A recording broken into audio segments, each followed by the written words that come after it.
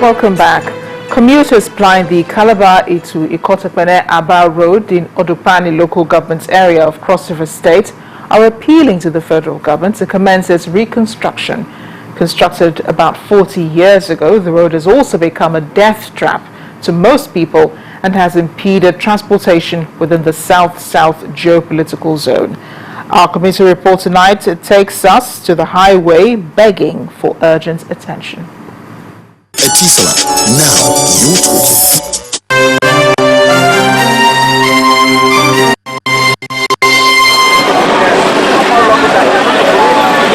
According to the CIA World Fact Book, Nigeria has the largest road network in West Africa and the second largest south of the Sahara. However, due to poor maintenance, the roads are often cited as a cause for the country's high rate of traffic fatalities.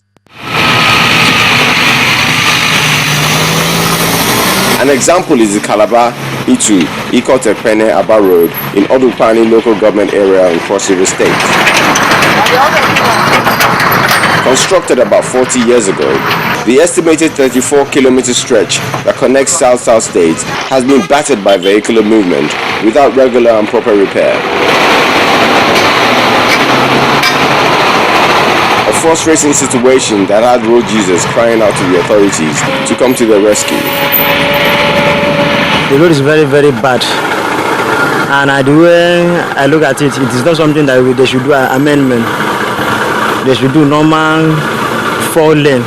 This road, if rain falls now, nowhere again. All this road is blocked. We don't have customers.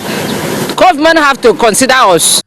Accusing the Federal Road Management Agency, FIRMA, of laxity on the road maintenance is the one-time controller of Nigerian Customs Service in charge of Delta Ports, Mr. Felix Nsemo, who feels the agency can perform a lot better. We in Cross River State, I don't know other places, we are really marginalized on the construction of federal roads. The only road linking us with the neighboring state, Akwa Ibom, is impassable. It's impassable. Go to that road now. After 5 o'clock, you can't enter that road. All the trucks carrying chippings and stones and everything going to Port Harcourt are bad. They all take that, and it's a 2-lane road. You cannot pass that road every day. That's the only road. I don't know, when I see the road construction, I don't know whether they're constructing it in heaven. But on earth, we are not seeing it here in Cross River State. An accusation the former representative in Cross River State, Mr. Basi Upong, acting other orders from a higher office, declined to comment on.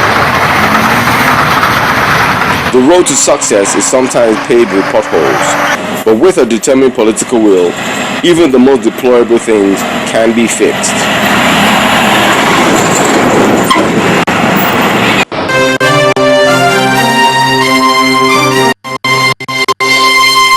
Etisala, now. First Bank.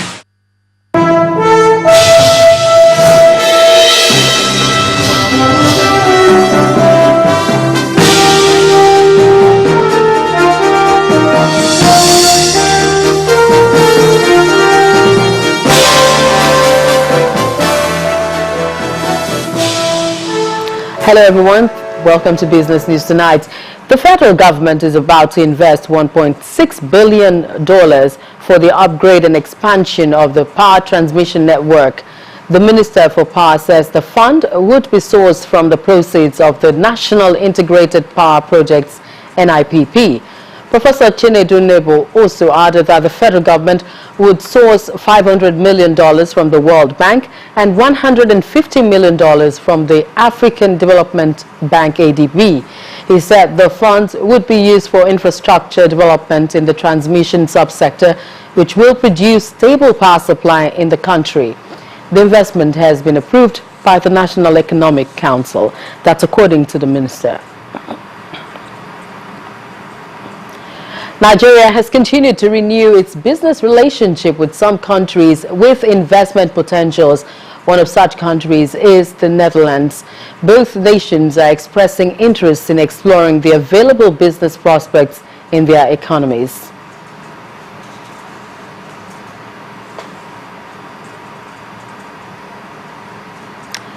Globalcom Nigeria has launched the second phase of its centenary lottery with a star prize of 100 million naira for a lucky winner. The lottery, which comes in form of an SMS trivia game, is a question and answer based on the ongoing World Cup and expected to last till the 3rd of September 2014. Now, besides the star prize, the 11-week lottery also has 35 Hyundai Jeeps up for grabs every 2 weeks, a sponsored trip to Brazil, and weekly cash prizes ranging from 5 to 25,000 naira.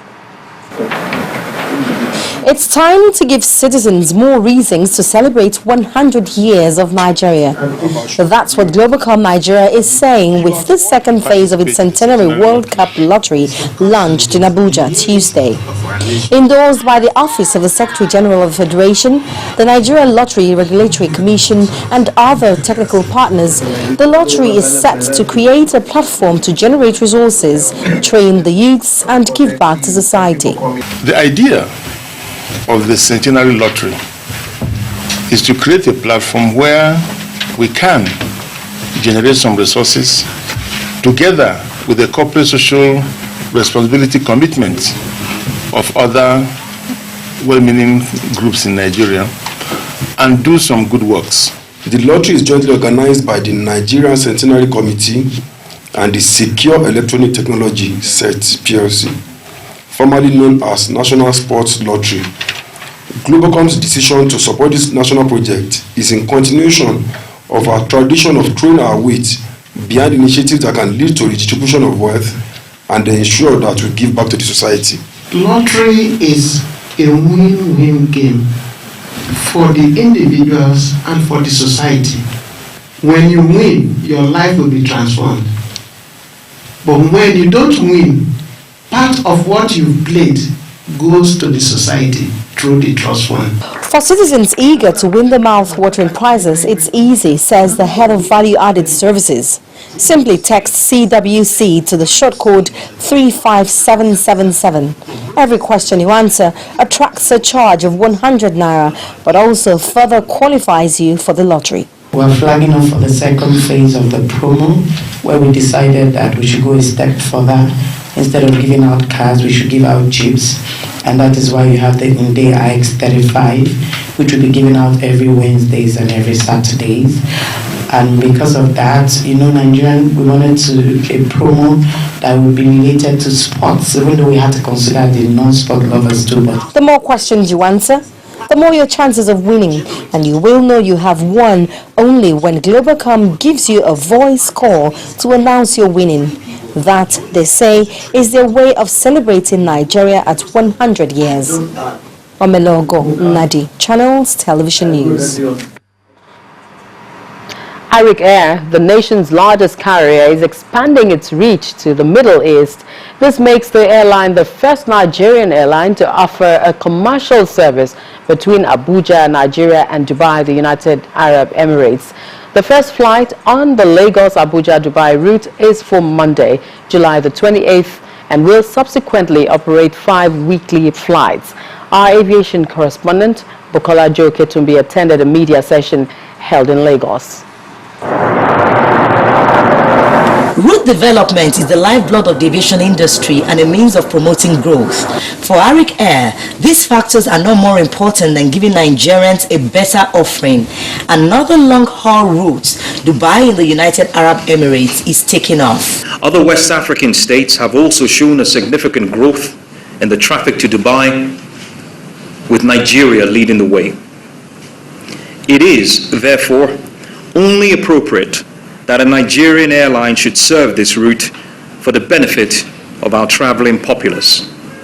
While Arik becomes the first Nigerian airline to offer a commercial service between Abuja and Dubai, the first flight on this new route is scheduled for Monday, July the 28th and will subsequently operate this way.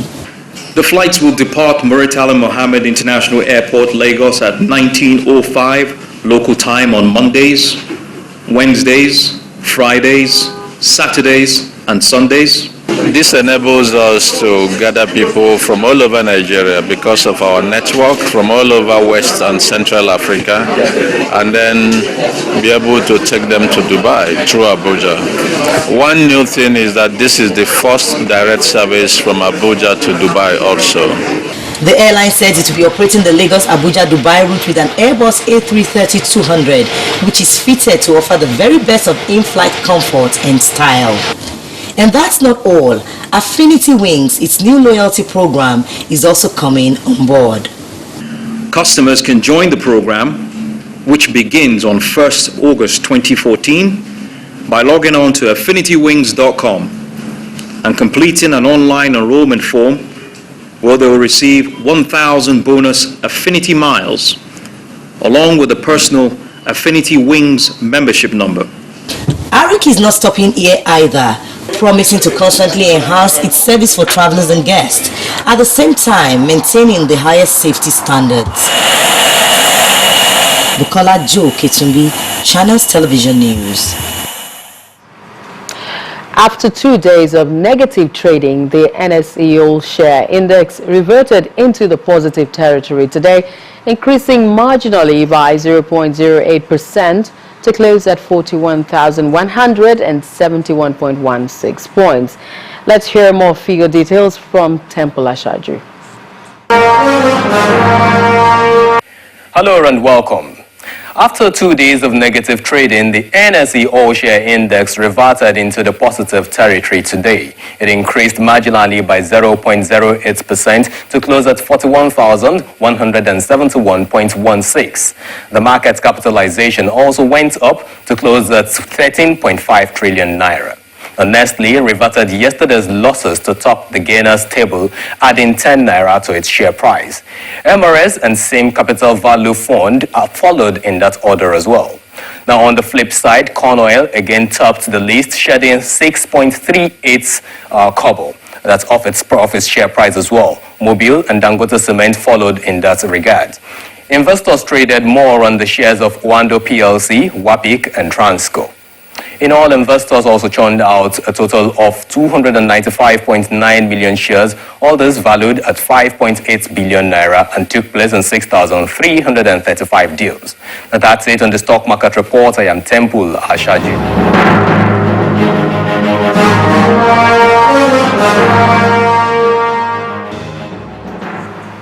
Thank you, Temple, and that's it on Business News Tonight. Coming up, the global figures from the global stock market, and back to Amarachi for the rest of the news.